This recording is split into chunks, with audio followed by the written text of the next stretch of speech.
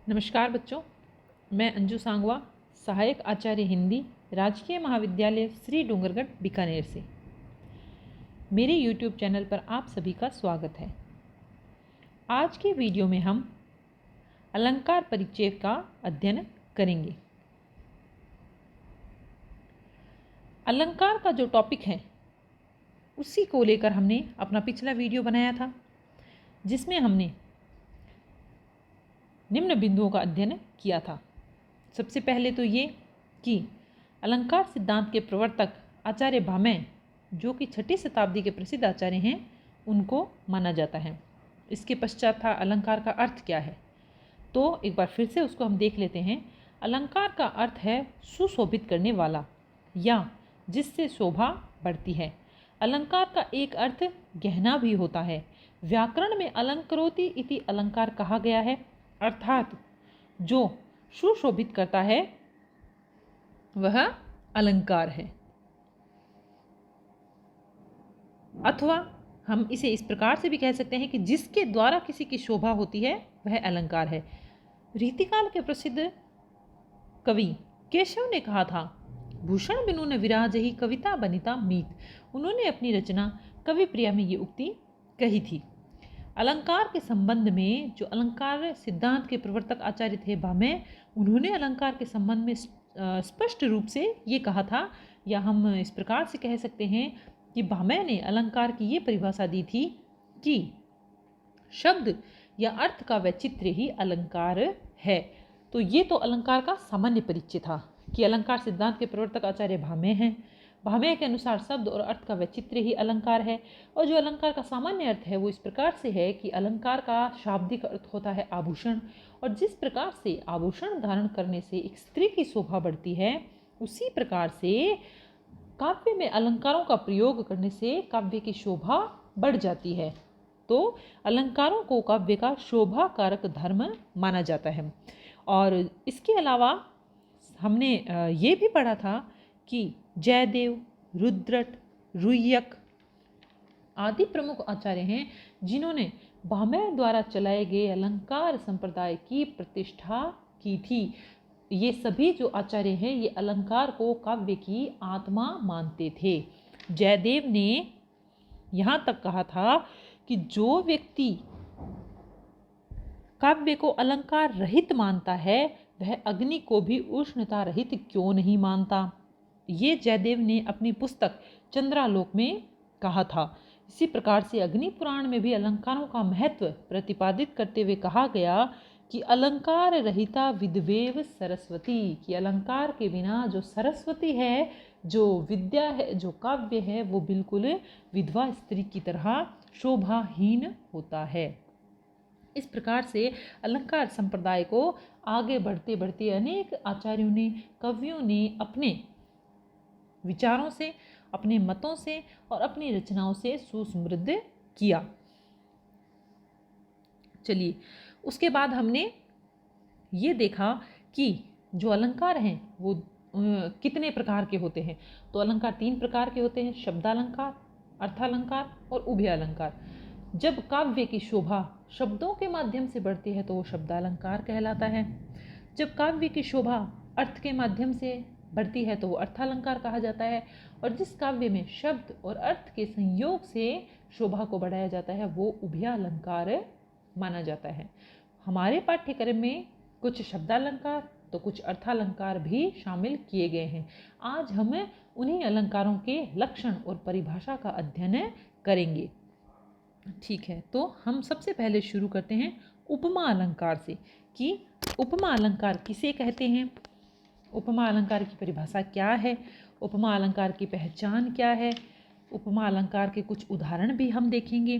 तो सबसे पहले तो हम ये देख लें कि जो उपमा शब्द है वो उप प्लस मा शब्दों के मिश्रण से बना है। उप का तात्पर्य होता है निकट और मा का तात्पर्य होता है मापना, अर्थात निकट से किसी वस्तु को, किसी गुण को, किसी धर्म को या किसी क्रिया को देखना, अर्थात एक वस्तु के निकट किसी दूसरी वस्तु को रख कर देखना, दो चीज़ों की तुलना करना, उपमा अलंकार के अंतर्गत आता है। ठीक है, तो निकट रखकर जो मापा जाता है वो उपमा अलंकार होता है। उपमा अलंकार में हमें दो चीज़ों का ध्यान रखना है, उपमेय और उपमान। ठीक है, इसके अलावा साहित्य में, काव्यशास्त्र में उपमा को, अलंकारों को राजा या कहीं कहीं रानी भी कहा जाता है। तो देखिए, सबसे पहले तो उपमा अलंकार की परिभाषा क्या होगी? जहाँ गुण, धर्म या क्रिया के आधार पर उपमेय की तुलना उपमान से की जाती है, वहाँ उपमा अलंकार होता है। ठीक है, अर्थात जब वाक्य में उपमेय की तुलना उपमान से की जाए तो वो उपमा अलंकार है। अब देखिए, सबसे पहले तो हमें ये पता होना चाहिए कि ये उपमेय और उपमान क्या है। उपमेय जिसकी तुलना की जाती है, और दूसरा था उपमान जिससे तुलना की जाती है। इन दोनों शब्दों में हमें ज़रा भी भ्रमित नहीं होना है। ज़रा ध्यान से सुने, उपमेय का मतलब है जिसकी तुलना की जाती है और उपमान का मतलब है जिससे तुलना की जाती है। देखिए, यहाँ पर एक उदाहरण दिया गया है, हरिपद कोमल कमल से। तो हमें सबसे पहले ये देखना है कि इस पंक्ति में किसकी तुलना की जा रही है। हरिपद कोमल कमल से, हरिपद, हरि के पदों की, चरणों की तुलना की जा रही है, तो हरिपद तो हो गया उपमेय। ठीक है, अब हरि के चरणों की तुलना किस से की जा रही है? जिसकी तुलना की जाए वो उपमेय, तुलना किसकी की जा रही है? हरिपद की, और जिससे तुलना की जाए वो उपमान। तो हरि के पदों की तुलना किस से की जा रही है? कमल से की जा रही है, तो कमल हो गया उपमान। इसके अतिरिक्त भी कोमल और से, ये दो जो शब्द हैं वो इस पंक्ति में बच गए हैं। ये क्या है? अगर हरिपद उपमेय है और कमल उपमान है, तो कोमल और से क्या है? तो देखिए, उपमा अलंकार में जो चार बातें होती है, एक होता है उपमेय, एक होता है उपमान, इसके अतिरिक्त होता है साधारण धर्म, और होता है वाचक शब्द। एक बार फिर से ध्यान से सुने, उपमेय जिसकी तुलना की जाए, उपमान जिससे तुलना की जाए, साधारण धर्म वह गुण जो उपमेय और उपमान में समान हो। अर्थात कोई ऐसा धर्म, कोई ऐसा गुण जो कि जिससे तुलना की जाए, जिसकी तुलना की जाए, उन दोनों चीज़ों में जो समान गुण हो वो साधारण धर्म कहलाता है। और अंत में है, जिस शब्द के माध्यम से उपमेय और उपमान की समानता बताई जाए वो वाचक शब्द कहलाता है। ठीक है, तो देखिए, हरिपद हो गया उपमेय, कमल हो गया उपमान। हरिपद और कमल में क्या समानता है? कोमल, कि कमल भी कोमल होता है और हरि के पद भी कोमल है। तो ये हो गया साधारण धर्म, कि हरि के चरण भी कोमल है, ये उनका गुण है, और कमल का गुण है कोमल होना। और अंत में बचा से, तो से हो गया वाचक शब्द। ठीक है, देखिए, वाचक शब्द के माध्यम से क्या है कि हम किसी भी अलंकार की पहचान कर सकते हैं। तो जो उपमा अलंकार है, इसके वाचक शब्द क्या हो जाएंगे? से, सा, सी, सम, समान, तुल्य। ये जो इस प्रकार के कोई भी शब्द जब हमें किसी उदाहरण में दिखें तो हम पहचान कर सकते हैं कि ये वाचक शब्द उपमा की विशेषता है, तो प्रस्तुत पंक्ति में उपमा अलंकार है। तो इस प्रकार से हरि पद की तुलना कमल से कोमलता के कारण की गई है, अतः इस पंक्ति में हो गया उपमा अलंकार। देखिए, हम उपमा अलंकार का एक और उदाहरण देख सकते हैं, सागर सा गंभीर हृदय हो। यहाँ देखिए, हृदय की तुलना सागर से की जा रही है, और जो गंभीर है वो साधारण धर्म है। क्यों? क्योंकि हृदय भी गंभीर है और सागर भी बड़ा ही गंभीर होता है, तो ये दोनों का गुण समान है, तो ये हो गया साधारण धर्म। और जो सा है वो हो गया वाचक शब्द, अर्थात सा के माध्यम से उपमेय और उपमान की समानता बताई जा रही है। तो इस प्रकार से सागर सा गंभीर हृदय हो, ये भी उपमा का एक उदाहरण है। इसके अतिरिक्त उपमा का एक प्रसिद्ध उदाहरण है, पीपर पात सरिस मन डोला। पीपर पात अर्थात पीपल, पात अर्थात पत्ता, पीपल के पत्ते की तरह मन डोला, मन डोल रहा है। तो यहाँ पर पीपल के पत्ते से मन की तुलना की गई है, तो मन हो गया उपमेय, पीपल का पत्ता हो गया उपमान। डोला, मन भी डोलता रहता है और पीपल का पत्ता भी हवा में डोलता रहता है, दोनों का समान गुण है, तो जो ये डोला है ये हो गया साधारण धर्म। और सरिस, सरिस हो गया वाचक शब्द। वाचक शब्द मैं दोबारा से दोहरा देती हूँ, ध्यान से सुने, से, सा, सी, सम, समान, सरिस, तुल्य, इव, ये जो वाचक शब्द हैं ये उपमा की पहचान होते हैं, इनके माध्यम से हम उपमा को पहचान सकते हैं। चलिए, तो इस प्रकार से जब वाक्य में उपमेय की तुलना उपमान से की जाए तो वहाँ उपमा अलंकार होता है। ये हमें अच्छे से याद रखना है। चलिए अगला अलंकार देख लेते हैं। अगला अलंकार है रूपक। रूपक अलंकार। रूपक अलंकार किसे कहते हैं? तो जब उपमेय पर उपमान का अभेद आरोप किया जाता है वहाँ रूपक अलंकार होता है। अब देखिए उपमेय और उपमान तो हम पढ़ चुके हैं, इसे हमें याद रखना है क्योंकि प्रत्येक अलंकार में ये इसी प्रकार से चलेंगे। उपमेय अर्थात जिसकी तुलना की जाए, उपमान अर्थात जिससे तुलना की जाए, या फिर ये तुलना वाला जो शब्द है ये तो उपमा के लिए होगा, उपमा अलंकार के लिए सटीक बैठेगा। किंतु उपमेय और उपमान का अर्थ प्रत्येक अलंकार में यही रहेगा। उपमेय अर्थात जो प्रस्तुत चीज है जिसके लिए हम प्रस्तुत पंक्ति बोल रहे हैं, उपमान अर्थात अप्रस्तुत चीज जिसके माध्यम से हम उस प्रस्तुत की विशेषता बता रहे हैं। तो रूपक अलंकार की परिभाषा होगी जहाँ उपमेय पर उपमान का भेद आरोप किया जाए, या इसे साधारण शब्दों में हम इस प्रकार से देख सकते हैं कि जब उपमेय को उपमान का रूप दे दिया जाए तो वहाँ पर रूपक अलंकार होता है। यहाँ एक बहुत ही अच्छा उदाहरण दिया गया है जो इस प्रकार से है।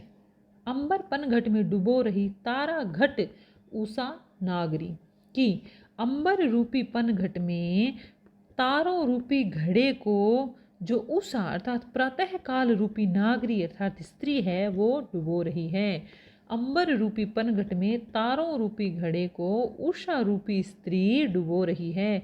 कि जब प्रातः काल होती है तो जो तारे हैं वो आकाश में धीरे धीरे डूबने लगते हैं, तो उनको देखकर बिल्कुल ऐसा ही लगता है कि कोई स्त्री खड़ी है पनघट पर और वो घड़े को धीरे धीरे पानी के अंदर डुबो रही है और घड़ा अदृश्य होता जा रहा है। तो यहाँ पर देखिए अंबर को पनघट का रूप दे दिया गया है, तारों को घड़े का रूप दे दिया गया है और उषा को स्त्री का रूप दे दिया गया है। आकाश रूपी पनघट में उषा रूपी स्त्री तारों रूपी घड़े को डुबो रही है। यहाँ आकाश पर पनघट का, उषा पर स्त्री का और तारा पर घड़े का आरोप होने से रूपक अलंकार है। जहाँ उपमेय में या उपमेय को उपमान का रूप दे दिया जाए वहाँ पर रूपक अलंकार होता है। या जब एक वस्तु को दूसरी वस्तु का रूप दिया जाए अर्थात बना दिया जाए। जैसे कि एक साधारण उदाहरण देख लीजिए, आसान सा, चरण कमल बंदो हरि राई। अब यहाँ पर देखो चरण को कमल का रूप दे दिया गया है, यानी चरण रूपी कमल, यस कमल रूपी चरण, ठीक है। बंदो अर्थात वंदना करो, हरि राई कि जो हरि के जो कमल जैसे चरण हैं, कमल रूपी जो चरण हैं उनकी आराधना करो, ठीक है। तो इस प्रकार से रूपक अलंकार पूरा होता है कि जब एक वस्तु को दूसरी वस्तु का रूप दिया जाए। यहाँ पर जो चरण हैं उनको कमल का रूप दिया गया है, चरण कमल बंदो हरि राई। तो ये हमारा दूसरा अलंकार पूरा हो जाता है। साथ ही यहाँ पर हम थोड़ा सा ये भी देखते चलें कि जो रूपक अलंकार है उसके 3 भेद होते हैं। आपको उन भेदों के नाम याद रखने हैं। पहला है सांग रूपक, दूसरा है निरंग रूपक और तीसरा है परंपरित रूपक। इनकी बस थोड़ी सी परिभाषा देख लें हम। सांग रूपक, जब दी गई पंक्तियों में शुरू से अंत तक रूपक अलंकार हो वो सांग रूपक होता है। जैसा कि हमारी स्क्रीन पर ये उदाहरण दिया गया है अंबर पनघट वाला, ये सांग रूपक है क्योंकि इसके प्रत्येक शब्द में रूपक अलंकार है, शुरू से अंत तक रूपक है। फिर आता है निरंग रूपक, जब केवल उपमान का आरोप उपमेय पर कर दिया जाए।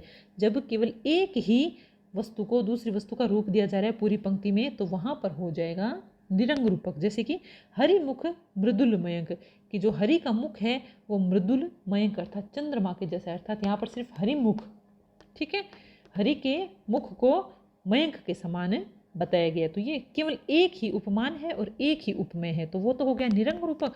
और जब शुरू से अंत तक उपमेय और उपमान है और वो रूपक के रूप में चल रहे हैं तो वो हो गया सांग रूपक। और परंपरित रूपक होता है जिसमें 2 रूपक होते हैं, ठीक है, एक रूपक दूसरे रूपक का आधार होता है। तो इस प्रकार से रूपक अलंकार के भेद हो गए सांग रूपक, निरंग रूपक और परंपरित रूपक।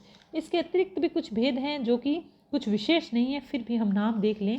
एक होता है अभेद रूपक, एक होता है तद्रूप रूपक, जो इतने हमें पढ़ने में नहीं मिलेंगे, तो हम एक बार इनका अध्ययन नहीं करेंगे और इन्हीं 3 भेदों को याद कर लेंगे। तो देखिए हमने उपमा अलंकार, रूपक अलंकार को पढ़ा। दोनों में अंतर देख लेते हैं ज़रा सा कि उपमा अलंकार क्या है। जब उपमेय की तुलना उपमान से की जाती है तो वहाँ तो होता है उपमा अलंकार, और जब उपमेय को उपमान का रूप दे दिया जाता है, आसान सा है एकदम, उपमेय की तुलना उपमान से की जाए तो हो गया उपमा अलंकार, और जब उपमेय को उपमान का रूप दिया जाए तो हो गया रूपक अलंकार।